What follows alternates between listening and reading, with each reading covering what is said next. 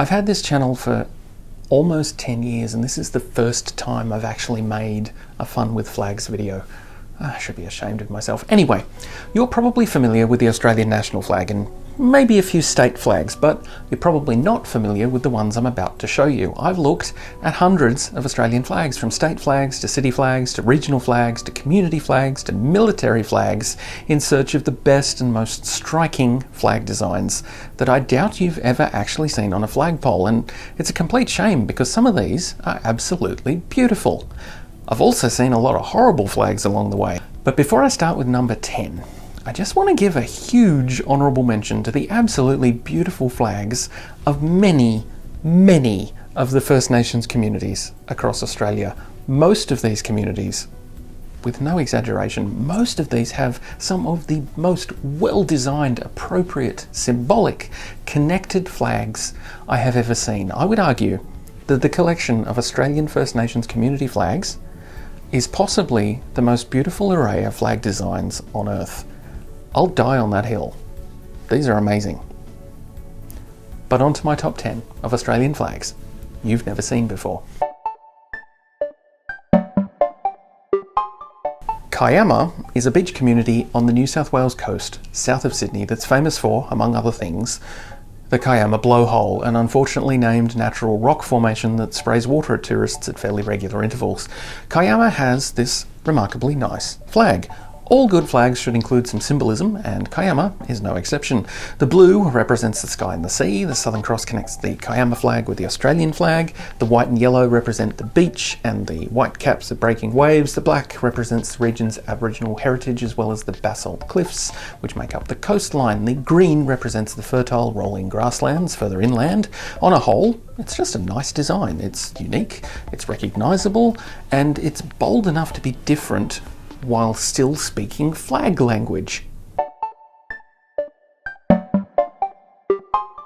Okay, this one's a little bit different. This is the flag of Windale, which is part of the city of Lake Macquarie, New South Wales. Apparently, according to the infallible internet, this is the flag of the first Australian suburb to have its own flag.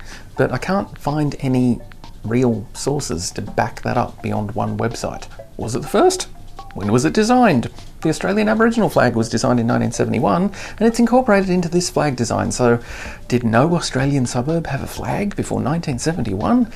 I have so many questions and so few answers. Anyway, it was designed by Ray Cousins in some unknown year and it represents the community in the following ways. The black band symbolises the coal seam integral to the local economy, the green represents the fields and local architecture, and the white bands represent clean air, which is in no way at odds with the coal seam. And on top we have two unusually positioned smaller flags. One is the Rondette or Roundel of New South Wales, and the other is of course the Aboriginal flag. And then we have the text of Windale, New South Wales and its postcode. I know that text on flags is a little bit frowned upon, but I'm not bothered by it. I like this flag because, like the Kiama flag, it boldly breaks the rules. The spacing and positioning of the elements is unique, and I really quite like the choice of minty green rather than the typical forest green. This one is on the list because of its brazen use of unusual colours. The brown and green bands on the Newcastle flag are taken from a local army battalion, and they just stand out against other flags, which makes this a great design, in my opinion. The crest is complicated, as all crests tend to be, but it has elements that represent coal mining and farming and grazing, local industry, trade, Newcastle's status as a seaport, a local lighthouse, and two seagulls, because seagulls. I like this flag. That's why it's on the list. And now the flag that's so horribly bad it's good enough to make this list, and so famously bad that I almost left it off the list entirely, yet here we are. This is probably the only flag on the list that you're going to go, oh yeah, that one. So without further ado, this abomination is the flag of the city of Sydney, and by heck is there a lot going on here.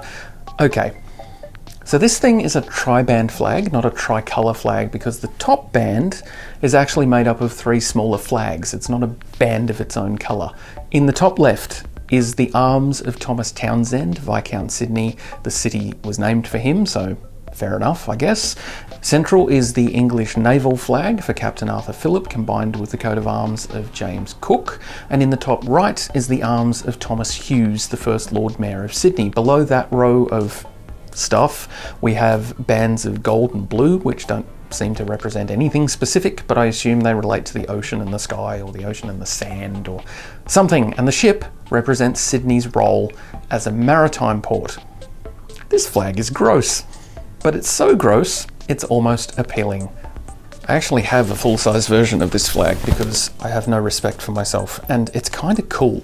This is also one of the very few Australian city or regional flags that actually gets promoted and used. You can buy it on things if you feel so inclined. So I have to give the City of Sydney credit for leaning into this dumpster fire and making it their own.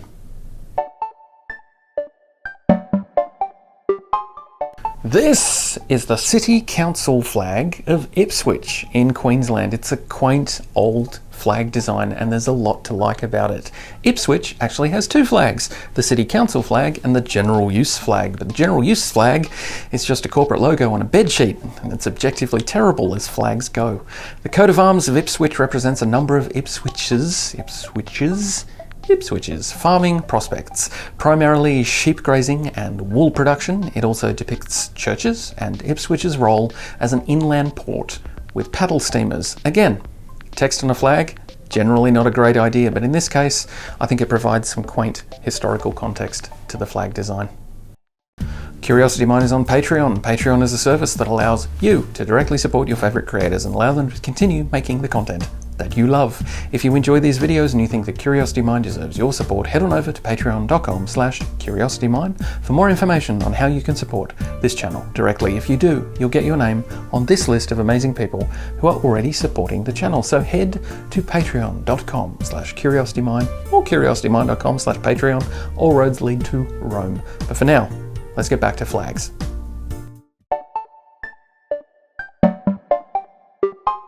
I don't have a lot of information on this particular flag beyond it exists and here it is. This is the flag of Subiaco, Western Australia. And the design is quite nice. It features bold colours, maroon, green and yellow primarily. It has an unusual feature of a checkered bordure on only 3 sides. The crest in the centre includes doves and a tree. I'm sure there's some symbolism there, but I don't know what it is apart from the obvious connections to peace and prosperity as per the motto.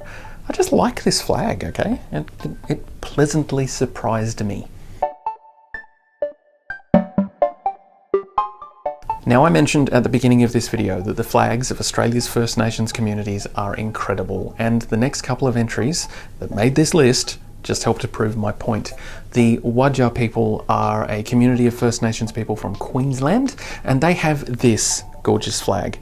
I love the design of this, from the purple boomerang that separates the hoist from the fly, to the bold colours all over it, and the placement of the bird.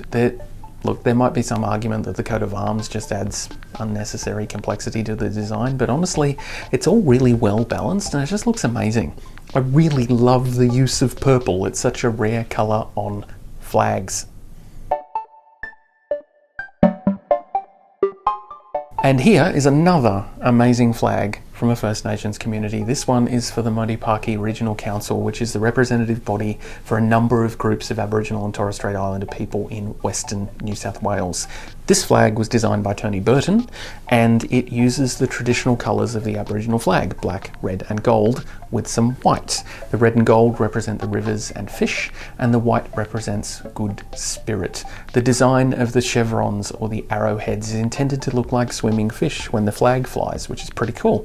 I really like the minimalist design of the flag, the simplicity of the kind of pixelated imagery and the connection back to the traditional Aboriginal flag and its colours. It's just a fundamentally good design for a flag. The penultimate entry on this list, in position number 2, is one of my favourite flags ever, and it's this, the flag of the Tiwi Islands. This flag breaks a whole bunch of the so-called rules of good flag design, particularly with the very detailed imagery in the centre of the flag, but it breaks all of the rules in the right ways. The Tiwi people live on Bathurst and Melville Islands, about 50 kilometres north of Darwin. The language of the Tiwi people is what's called a language isolate. It's a language that has no direct relationship with any other known languages, so it's either something that evolved in place without the influence of other speakers, or it's a language that has lost all of its discernible connections over time. It's quite sad and amazing at the same time, and it's one of those things that reminds us how important it is to preserve languages, particularly those that are recorded primarily in oral history. The flag features yellow and white stripes, 10 of them, and it features the black band and Southern Cross from the Northern Territory's flag, although the key difference is that the black section of the Tiwi Islands flag is in the fly and not on the hoist like the Territory's flag. The Tiwi Islands flag also features the Northern Territory's Sturt Desert Rose motif, but it's offset between the black band and the white stripes, which is interesting, and it's not a common positioning of an element on a flag. The illustration in the centre of the flag is a grouping of traditional drums, water birds, and a spear, representing aspects of Tiwi Islander community life and culture. It's a very detailed illustration, but it's made using only the colour palette of the rest of the flag, and somehow, for something so busy, it doesn't detract from the apparent simplicity of the flag design. I seriously love this flag. In fact, I own one because it's awesome. It's a beautiful design, all of the rules broken in the best possible ways. It's an elegant piece of art as well as a flag. And then we have my number one pick for the best Australian flag you've probably never seen before, and yeah, this is going to be controversial, but here we go. This is the flag of Queanbeyan, New South Wales, and look, hold up, just hold it. Work with me here. This is the flag of Queanbeyan, and it's not what you were expecting either. And that's why I love it. If you're a fan of flags, and I suspect you might be because you're a dozen or so minutes into a video about flags and you're still watching it, then you're probably familiar with the US state flag of Maryland, which is this controversial masterpiece. It's a collision of heraldic symbols, and once you get over the initial migraine, it actually morphs ever so slowly into something beautiful. There's a phenomenon in flag design called the Maryland line, which is a metaphorical line in the sand that a flag crosses when it gets so horribly, arguably, objectively, undeniably bad that it somehow snaps back around and becomes good again, like the Maryland flag does. Well, the Queanbeyan flag does a similar thing, and like the Maryland flag, the design of the Queanbeyan flag is mired in heraldic symbolism. It's an adaptation of a coat of arms. The yellow or gold represents wealth, the red represents the blood and hard work of those who have earned it. The concentric circles show the growth of the city and its industries. The border around the outside is a wall that connects with the building of the local community, and the use of green and white represent fresh ideas and hard effort. And I seriously love this flag. I don't, unfortunately, own a genuine physical Queanbeyan flag, and not for want of trying. I reached out to the Queanbeyan Palerang Regional Council a while ago to confirm that this is still their flag. It is, and it flies above the Queanbeyan City Council chambers along with the Australian, Aboriginal and Torres Strait Islander flags, and the flag that flies there is the only extant physical version of the flag. There are no copies available to purchase. There are no copies available at all, which is crazy. Queanbeyan needs to be leaning into this design and making it work. It's spectacular. So that's my top 10 of Australian flags you've probably never seen before. Please let me know if you disagree with my list in the comments. That's what YouTube comments are for. Also, let me know if you've actually seen any of these flags in the wild, except maybe the City of Sydney one, because it's not that rare. And one last thing. Before you go, just because I love flags, I guess that secret's out now, here's one more thing. The official flag of Curiosity Mine, because why not, right? I'm actually pretty proud of this design, and you can actually buy it from the Curiosity Mine shop if you're that kind of nerd. The three colours represent a very simplified colour spectrum of precious opal, although more often than not, red on flags would represent courage, blue represents harmony, and yellow represents wealth, but Now that's fine by me. The triangle represents the play button on a video, the black shape is an exaggerated hook from the top of a question mark, and the 4 stars provide a link to other Australian flags, but they're also arranged in the shape of the constellation of Antlia, or the air pump, which I think is the best possible example of one of the Southern Hemisphere's worst constellations. CuriosityMine.com/shop. Flag is there. If you enjoyed this video, please consider subscribing to Curiosity Mine on YouTube and maybe even supporting the channel directly through Patreon. The link is in the description. The link to the shop is there too. And thank you for watching.